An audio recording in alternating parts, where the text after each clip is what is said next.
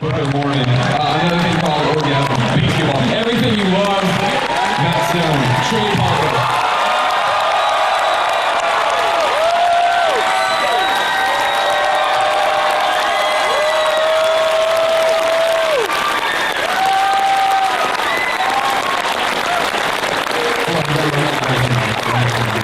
We don't know you without your name tags.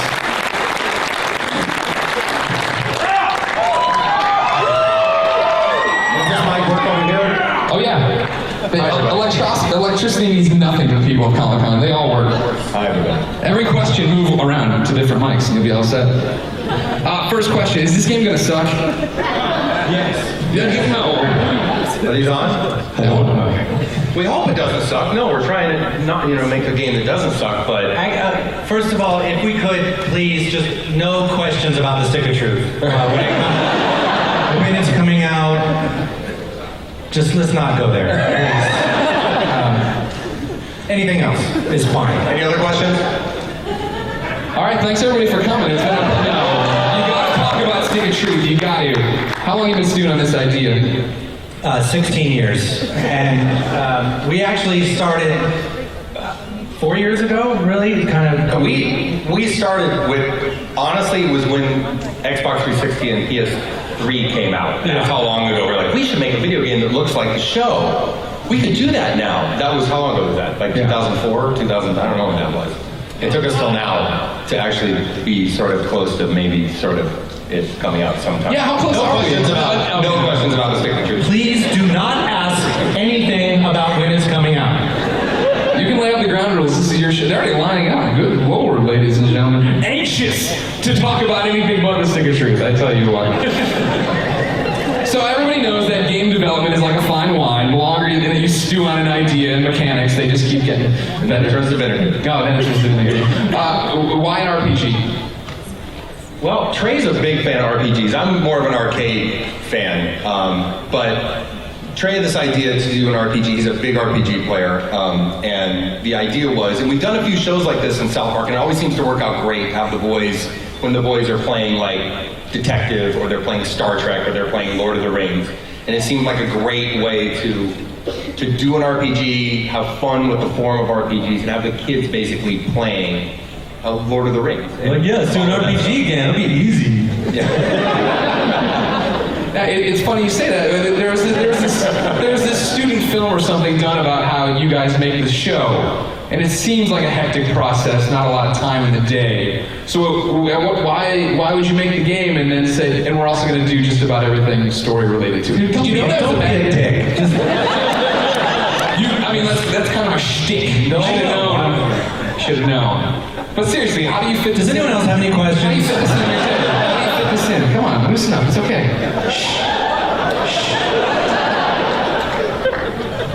Just not about the Stick of Truth or release date, please. Or South Park or Book of Mormon. Have you seen that Battleship movie? That's just a lot of nonsense. Let's not go there either. Okay. Well, Basketball. Who wants to talk about basketball? We are working currently on the sequel to Basketball. I'm glad to see you're going back to what really hit with the fans. You're really delivering on all cylinders for what they wanted. Speaking of fans, everybody line up here to ask your question. Not about South Park, the video game. Book of Mormon. Sorry, yeah, I got that. No, not there. Come on now. There's a microphone and a giant line and a giant towel. You come up here. I like his moxie though. He's got that moxie. Let's see what we got here from Twitter while we go there. I don't know what that. No, that's no good. Here you go. Tan Hollingsworth says, what keeps you guys coming back to these characters, interested in these characters after 16 years of writing and voicing them? Cash.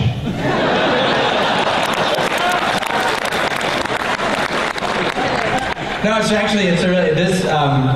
this is the longest we've gone. This is the first time we've decided to go to one run a year instead of two. And so this is the longest we've gone without doing South Park, and personally, I'm losing my fucking mind. Cartman's voice just starts saying shit in my head all the time. If I'm not writing him, then I'll just start saying shit like that to people for real, so I need the show. I need it desperately. Yeah, we miss it. Like I do too. Like I feel like I need to like go and be a dick a little bit. You know what I mean? Like be a dick and make some dick jokes and have that good endorphin release that like make being a dick. My wife really wants me to go do the show because I start talking that way to her. All right, final Twitter question from Mike_Landis. Are you guys trying to make the game epic for like 4 to 6 hours? Or are you trying to make it a 20-hour adventure? Epic is 4 to 6 hours now? I think he's saying a condensed, really tight 4 to 6 hours. It's just epic and huge moments. Oh, like so not You're epic. like really epic, like 2 hours. I don't think he meant epic like the real term. He meant like epic. Like epic, like 4 to 6 hours, man. This game is Epic, man. So yeah, it's hopefully gonna be epic. You're really good at just dodging the questions. Ladies and gentlemen, let's go to the microphone in the crowd. Step on up, young sir, to that microphone. The event staff has let their guard down. Go ahead. No, don't go back to event staff. There you go. Yes, you're you. All right. I don't want to do some shit and get in trouble. What's your name? Name's Blake. Hey, Blake. Hey. You guys, huge fan. Talk about as a kid, would watch your show with the caption on so my parents wouldn't catch me. Yeah. Basically, I see a lot of cameos from just old episodes, and I'm loving it. Any sneak peek cameos you can tell us of old characters who used to be on the show or just on a couple episodes? Is Chef gonna make an appearance? Is this about the game? Yes, it's about the fucking game. The rules were very clear, sir. Okay, Orgasmo. Sequel. Yes. Or there's a sequel to that too. And one more for Jesus. Okay, here's what happened.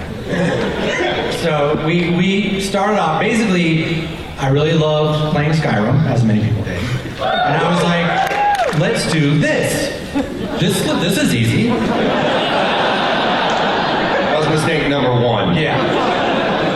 There's a lot more mistakes. So we started handing over the script, and it was about 850 pages long, and it had just about every character and everything. And we started to just really track. Okay, when does this mean it would come out? And we started looking at holiday season 2032, which is exciting for us, and I think we're on track. But we really became aware. It's been a whole thing of like, okay, well, let's cut it down. So let's cut it down. So let's cut it down. So let's cut it down. So, and everyone kept saying that word to us, that phrase to us, those letters to us, DLC. And they're like, oh, just make it DLC. I agree. Fuck that. And so there was stuff that's like, well, this just isn't going to make it in the game. You can make a DLC. And I said, fuck you, I'll make it an episode. And so somehow or another, this shit will get out there, and the game will be cool, and the show will be cool. Yeah. So it started out, we really did start out with like, it was going to have every single character and like everything ever in South Park. And when you start doing a video game, you start trying to make all that interactive. It was a little too much. So it's been pared down, and I don't even like, there are tons of characters that are just kind of like little one-offs, or like, yeah, if you watch over here, that stuff. But like Trey said, we're thinking about doing something in the show with all this stuff, so it'll all get out there, and so. This is exactly why we didn't want to talk about the game. See? This is why I asked you not to ask about the game.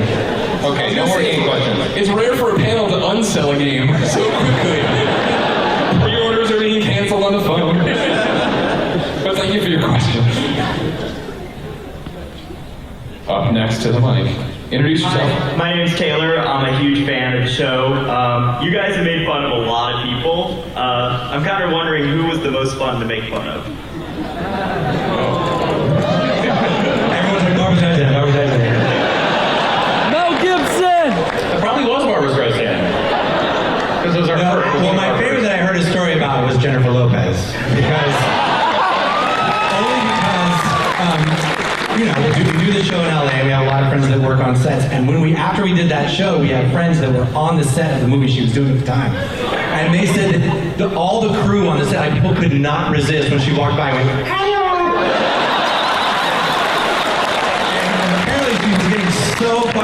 thought people were getting fired, but they couldn't really. They're like, I know I'm gonna get fired, but oh yeah. So that was probably my favorite. That was my favorite.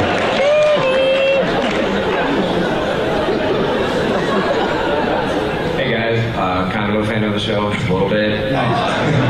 That's cool.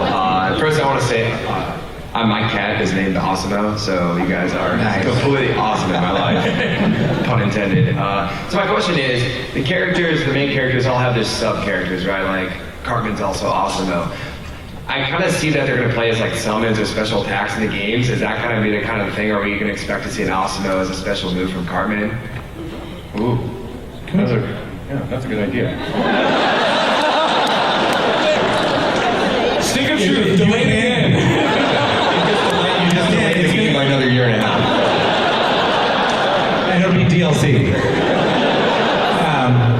No, I mean that is part of it too for us. Was like once you start talking about what all the kids can do and all of this stuff, and because we already had a whole universe to start with, that's why it really just exploded, you know. And it was where we started with Cartman, you know, had like these cool 28 things to do. It's like, well, maybe you should have 13, you know, and Balancing between stuff that has been in the show, so that it's like, oh, I love that, I know that, and hopefully some new stuff, so it doesn't just feel like, okay, well, I saw that before.